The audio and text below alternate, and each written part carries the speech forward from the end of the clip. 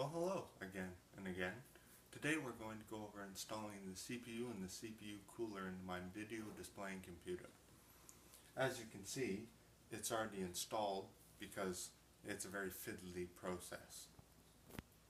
The first thing you have to do is you have to release the tension on the CPU holder. This is done by a little silver arm on the side of it.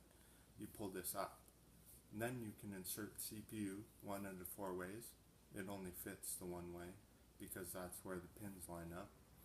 And after you do that, you have to apply tension back on the pins by lowering the little silver arm back down. After you do this, you have to put the CPU cooler on top. But before you do that, you have to first apply CPU thermal paste, which helps transfer the heat from the CPU to the CPU cooler.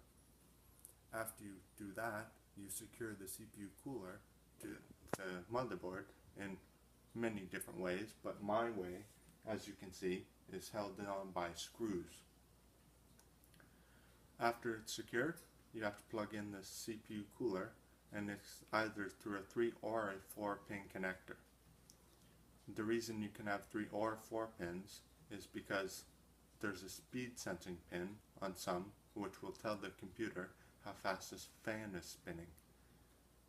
Thank you all for tuning in on how to install the CPU and the CPU cooler. I hope to see you back next week on how to install a power supply which powers the components of the computer.